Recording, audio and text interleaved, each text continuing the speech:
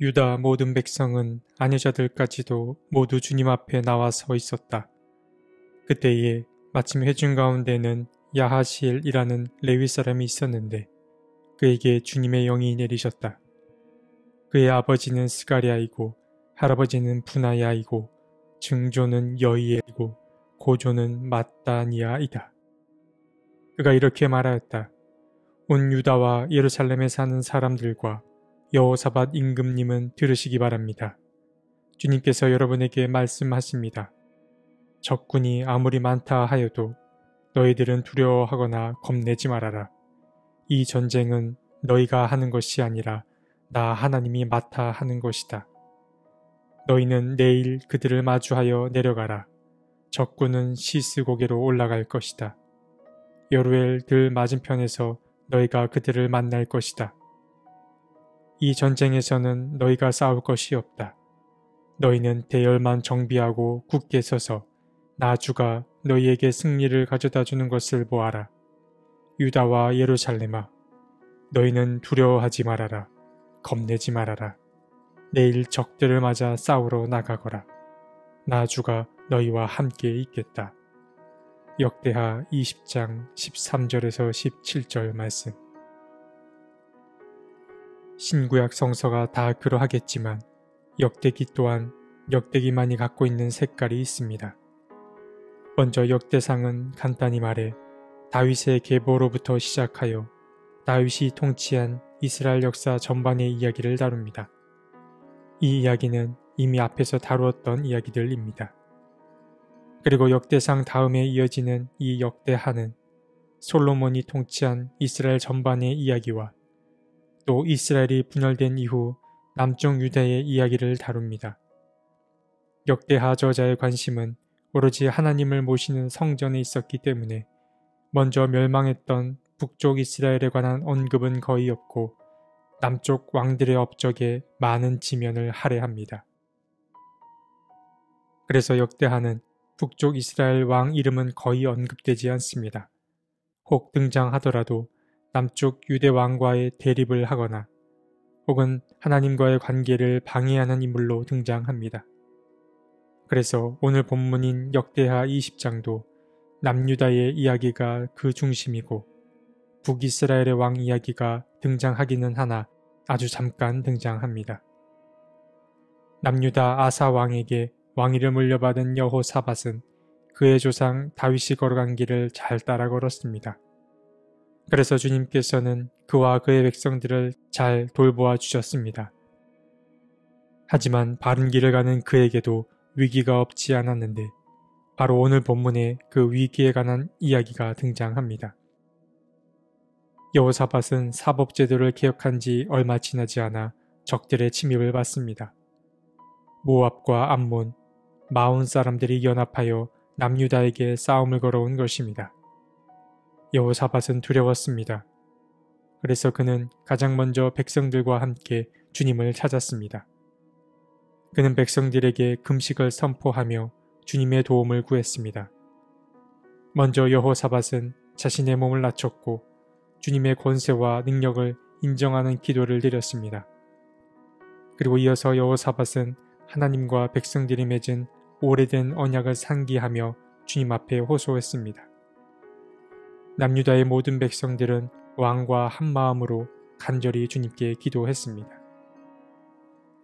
그때 회중 가운데 있던 야하시엘이라는 레위 사람에게 주님의 영이 내렸습니다.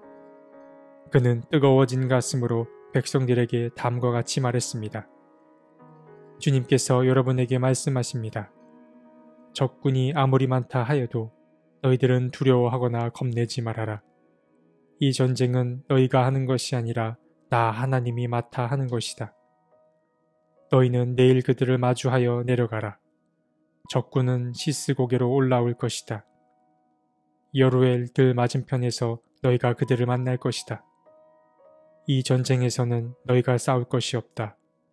너희는 대열만 정비하고 굳게 서서 나 주가 너희에게 승리를 가져다 주는 것을 보아라. 유다와 예루살렘아, 너희는 두려워하지 말아라. 겁내지 말아라. 내일 적들을 맞아 싸우러 나가거라. 나 주가 너희와 함께 있겠다. 주님은 야하시엘을 통해 승산이 없어 보이는 이 전투는 바로 자신에게 속한 전투임을, 그리고 전투의 승리는 오직 자신에게 달려있음을 알려주셨습니다. 이 이야기를 들은 온 유대 백성들은 엎드려 주님을 경배했고 더욱 큰 목소리로 주님을 노래했습니다. 유다 백성들은 전쟁을 피할 수 없다는 사실을 잘 알고 있었습니다.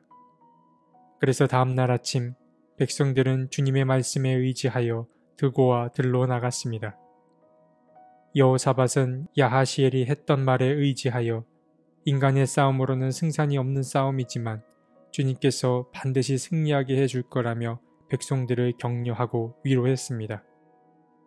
그런 다음 여호사밧은 군대를 가장 앞세우는 것이 아니라 노래하는 사람들을 뽑아서 가장 선두에서 행진하게 했습니다. 노래하는 사람들에게 주님께 감사하며 그분의 인자하심을 찬양하게 했습니다. 그러자 승산이 없던 이 싸움에 놀라운 일이 일어났습니다. 어디선가 복병이 등장하여 적들을 교란시킨 것입니다. 모압이나 암몬 사람들 모두 제대로 사리분별을 할 수 없게 되었고 서로가 서로에게 등을 돌려 자기들끼리 싸우게 된 것입니다. 결국 남유다를 치러 온 수많은 적들은 서로가 서로를 죽임으로 모두 죽음이 되고 말았습니다.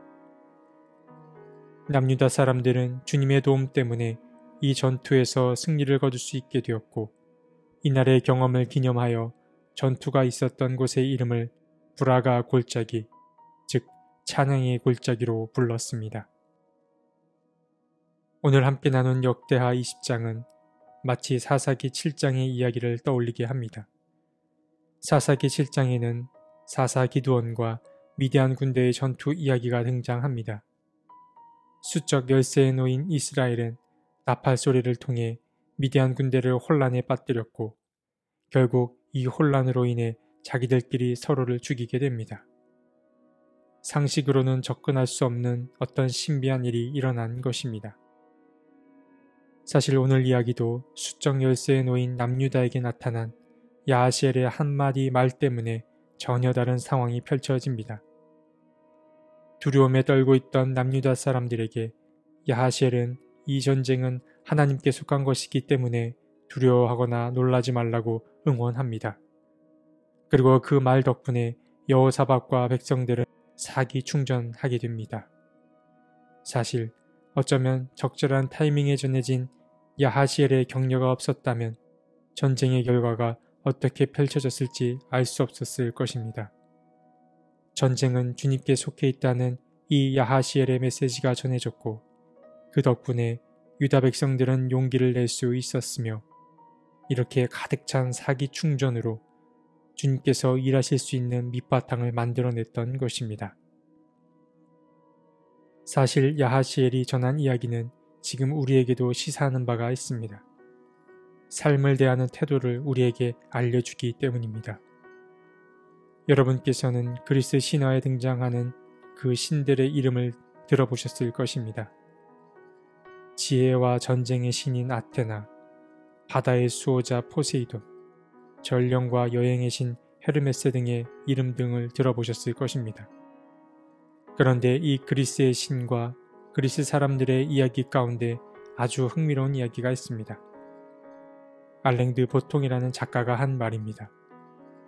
그는 그리스 사람들이 신을 생각하듯이 살면 인생이 편해진다고 말했습니다.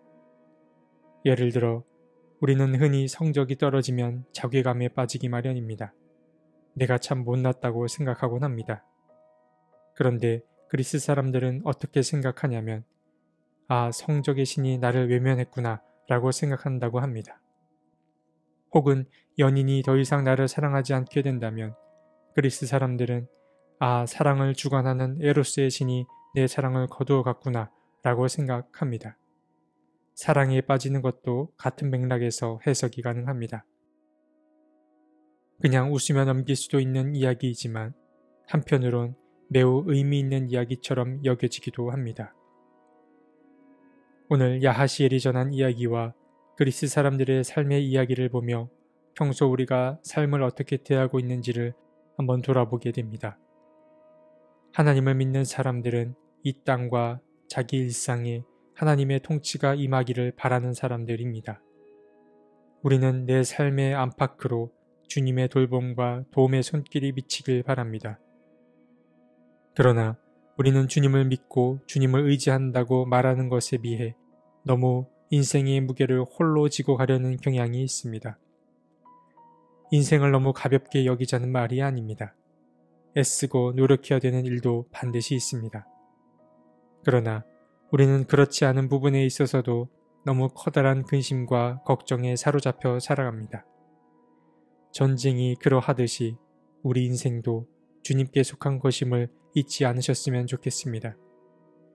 지금 너무 많은 근심에 사로잡혀 있다면 야하시엘이 전한 그 메시지에 집중해 보시기 바랍니다.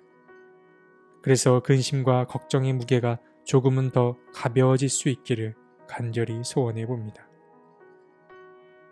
하나님, 주님을 믿는다고 하면서도 주님 없이 사는 사람처럼 살아왔습니다. 우리의 믿음을 회복시켜 주시고 이미 주님께서 지신 삶의 무게를 홀로 지지 않게 도와주십시오. 그래서 가벼워진 그 마음으로 주님의 손길이 필요한 곳에 주님을 대신하여 일하는 참된 일꾼이 되게 도와주십시오. 아멘.